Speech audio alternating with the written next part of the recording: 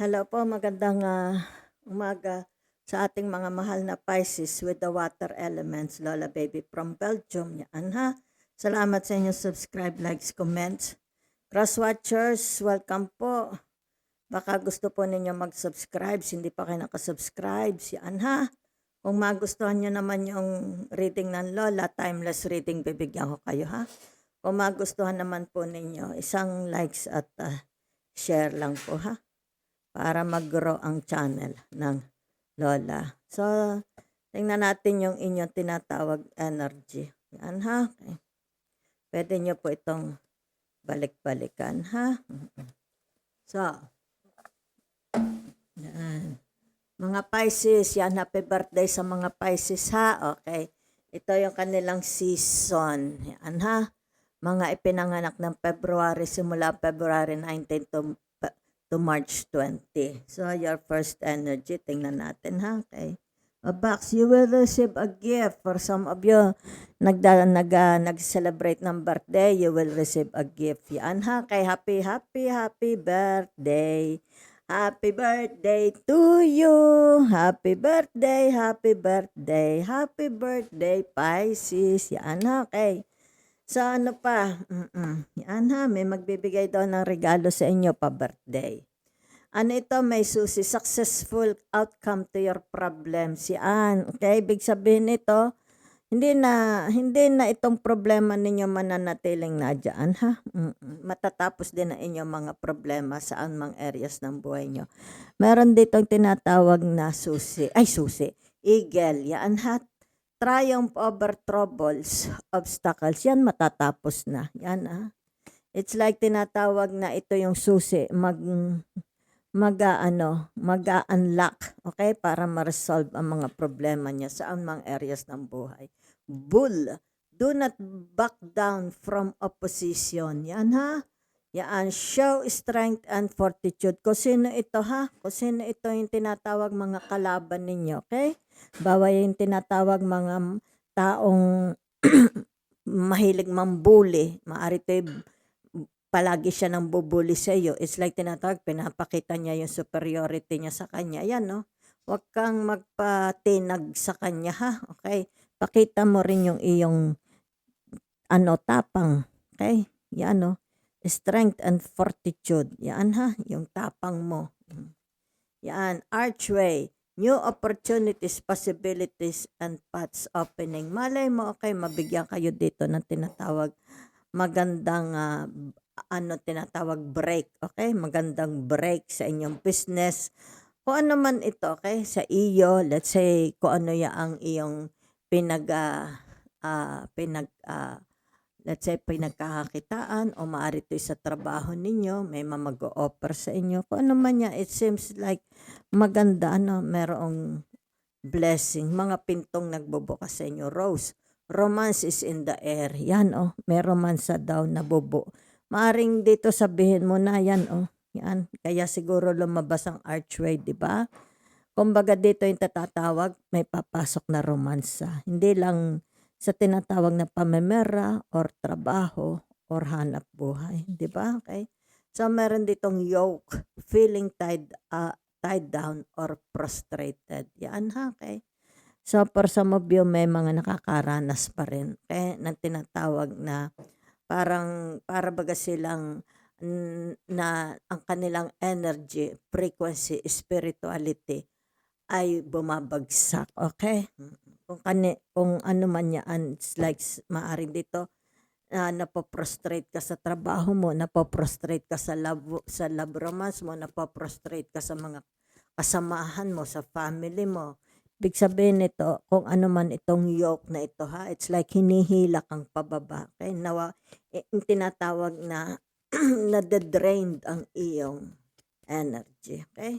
So punta na tayo sa inyong tinatawag na tarot. Yaan, for some of you, sino man yaan, ikaw ba yaan? Okay, yaan. Kumbaga dito yung tinatawag na, yan feeling tied down or frustrated. Okay? Maaring kayo ito, di ba? Or kayo ito, maaring sabihin natin napo-frustrate na kayo sa trabaho niyo, sa ginagawa ninyo, 'di ba? Maaaring tinatawag yung relationship, meron kayong mga inaalagaan dito, baka ito'y mga disabled, mga sabihin na nating aged, people, 'di ba? Maaaring dito'y tinatawag maaring ito'y trabaho mo din. Halimbawa, sabihin na nating, nurse ka, anane, 'di ba, OFW. Maaaring kahit OFW ka, may mga inaalagaan ka pa rin dito aside sa pagluluto, paglalaba, baka dito may mga inaalagaan ka pa, 'di ba? Hindi ka lang yung tinatawag na sa halimbawa'y sa mga tinatawag halimbawa paglilinis, paglalaba, baka dito kasama din mag-aalaga ka, ano, okey? Kung sino man ito, tied down, okey, oo, nakatali siya dito, okey? Oo. So, maaring sabihin nating kapatid mo 'yan, magulang mo, 'di ba, okey? Relatives mo, pamangkin mo, okey, kung ano man 'yan. Napo-prostrate na kayo, okey? Ibig sabihin nito yung tinatawag na, natural lang 'yun, 'di ba? Especially kung, ikaw is, tinatawag na nakatuka, 'di ba? Kung hindi ka naman nagtatrabaho, maaari 'to'y sa bahay, 'di ba? Maaaring dito'y meron kang alagain, 'di ba, sa bahay na mga disabled, 'di ba, o kaya tinatawag na aksidente or mentally mentally ano ito, okey, mga mentally deranged, 'yan, ha.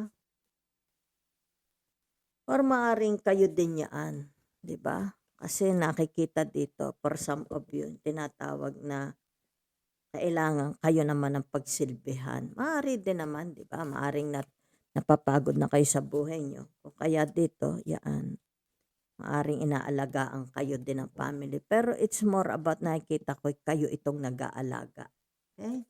Kayo mismo ang nag-aalaga. It's like ito'y cross mo, kung sino itong mga taong ito, cross.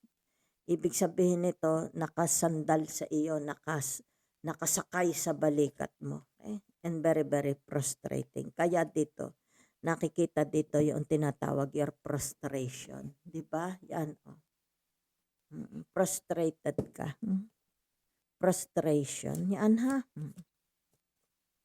It's like tinatawag na hindi ka makaalis dito, 'di ba? 'Yan ang inyong tinatawag na energy, okey? Nakatali ka dito, 'di ba? Kaya dito, you feel very, very lonely.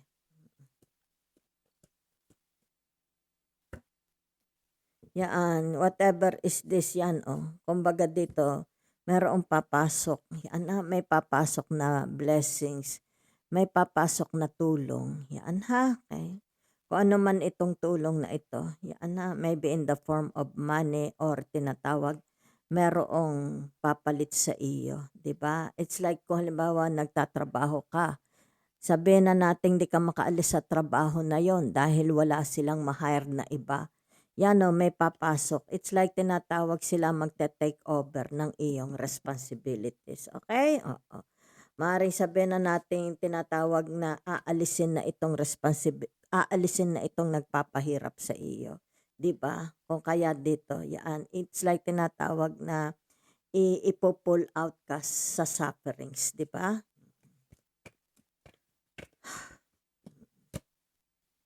Yaan, kung ano man ito, ha.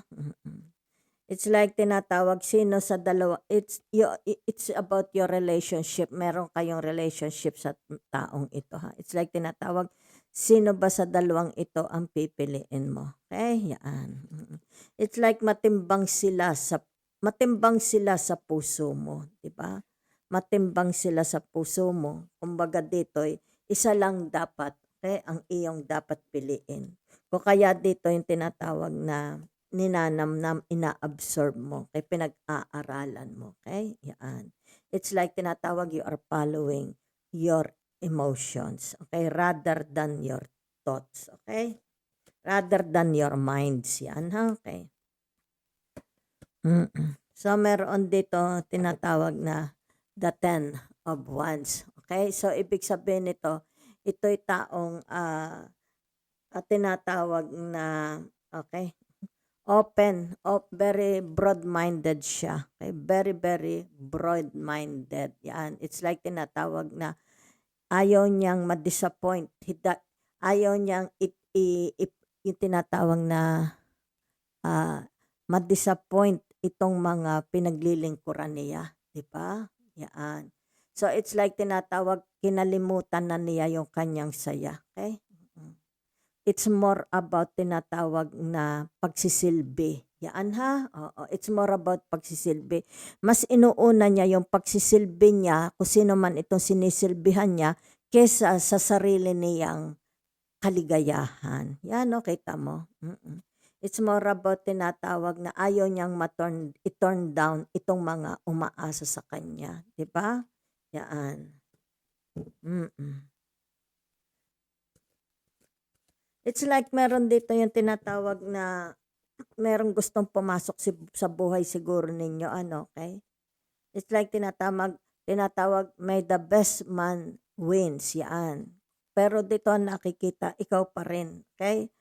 Ikaw pa rin, nasa iyo pa rin ang ano tinatawag na the result, sino sa kanila ang pipiliin mo. Okay? Yan, sino ang mas matimbang, sino ang papapasukin mo sa buhay mo, sino ang itutuloy mo ang relationship, ha? Okay. So dito naman nakikita, ha? Very, very sacrificing kayo sa inyong tinatawag na um, responsibilities. Kung kaya dito nalilimutan mo na ang iyong pansariling kaligayahan. Okay? Mm. So narito yung tinatawag, okay? Ibig sabihin nito, it's time to take over your happiness. Yan na. So dito nakikita, sandali lang, ha? Ano ga ito? Maybe, kasi ito yung nakaano ka doon sa breast mo. Okay? It's like tinatawag, binabago mo na ang iyong kapalaran. Okay? Binabago mo ang iyong tinatawag katayuan sa buhay. Di ba? Yan. Siguro dito for some of you, yung tinatawag realization or yung tinatawag pinupull out ka na. Pull out mo ang sarili mo. Okay? It's like sinasabi dito na ikaw naman, sarili mo namang kaligayahan ang importante dito. Di ba? Yan. So, maganda. Okay? Whatever is this, maybe for some of you, ito yung tinatawag na nakapagdesisyon ka na. Makakapagdesisyon ka sino sa dalawang ito ang papapasukin mo sa buhay mo. So dito ibig sabihin nakapagdesisyon ka na, kailangang maalis ka na dito sa tinatawag na sufferings, di ba? Okay? So dito na nakapagdesisyon ka na ibig sabihin nito, it's not always tinatawag na kung sino man ito. Yan ha, nakapasan sa buhay mo. Yan. So nakikita dito na gusto mo rin naman na ma-elevate yung iyong tinatawag na ikaw as a person, ma-elevate ka, okay? Tinatawag na i-honor ka naman, di ba? They have to honor you too. Ibig sabihin, pahalagahan ka rin nila. Dahil dito nakikita yung tinatawag, ngayon, di ba? Makakaroon ka na ng pagpapahalaga sa sarili mo. It's like tinatawag, sarili ko muna ngayon ang importante sa akin. Okay? Kaligayahan ko naman ngayon ang importante sa akin. Di ba? Okay. Yan. So nakikita dito. Okay? Ibig sabihin nito, yan, inaalis mo na. Yan na. Kita mo. Dito sa tinatawag na the Four of Cups, di ba? So, ibig sabihin nito yung tinatawag na sandali lang, sandali. So, it's about family, okay? Family responsibilities. Yan ha, okay? So, whatever is this, very, very, nakikita naman dito, ano? You are welcoming. So, dito na siya, okay? Dito na siya pumasok, okay? It's like tinatawag, you have no guilt. Okay? For some of you, it's about your decision. Okay? You have no guilt. Yan ha. You have no guilt. It's like tinatawag, kaligayahan ko muna ang uunahin ko. Kung ano man itong ino-offer nila, di ba? Okay? Yan. Ibig sabihin meron dito mga nag-o-offer, let's say, ah, a wealth, 'di ba? Okey, companionship, yan 'no, kaya siguro lumabas ito, 'di ba? Maybe there is a romance, 'di ba, coming, yan. So, ibig sabihin nito for some of you dahil na Ace of Cups, you will receive a gift, 'di ba? Yan, okey? So, maganda ha, kung ano man ito blessings, kasi narito dito sa Ace of, Cups itong blessings na pumasok, okey? So, ibig sabihin nito ikaw naman ngayon ang paglilingkuran, okey? It's like tinatawag na you deserve this, okey, na pagkatapos ng mga ginawa mo sa kanila, 'di ba? It's like tinatawag, kaligayahan ko naman ngayon, okey? So, there is a new blessings, let's say sabihin na nating love relationship, romance is in the air o kaya yung tinatawag na new opportunities, possibilities, and paths opening dala dito sa tinatawag the Ace of Cups. Yan ha, ibig sabihin nito successful outcome to your problems. Ibig sabihin nito matatapos na. Okay? Dahil narito yung tinatawag na the key. Yan ha. Okay. Nasaan yung the key? Yan ha, the key. Okay? So kung ano man yan, you will receive a gift. Ibig sabihin, you deserve this gift. Okay? Mukhang malaking gift itong ibibigay sa inyo. Okay? So kumbaga dito nakikita, okay? Do not, ball. Okay? Yan, oh. Ibig sabihin, wag mong pahintulutan itong mga taong ito. Yan, especially dito sa tinatawag the Four of Cups. Okay? Yan. Do not back down from opposition. Yan na, kung ano, sino man ito yung tinatawag, maaring dito let's say sabihin na natin ito yung mga kontrabida sa buhay mo, di ba? Kasi iba yung color niya, okay? So, ibig sabihin nito yung tinatawag na, ay, don't entertain them. Ibig sabihin nito yung tinatawag na guard your, guard, okay? You put a fence, okay? It's like you put a wall, okay? Protect your emotions, protect your heart, 'di ba? Yan, oh. So, ibig sabihin nito, you're on the, ibig sabihin nito, babalik ka na uli, 'di ba? It's like tinatawag, you're on the game, you're on the road, yan ha. Sabihin nito yung tinatawag na bago uling pakikibaka sa buhay. A new day, a new tomorrow, and a new you. Tapos ka na dito. Okay? Matatapos na rin ito.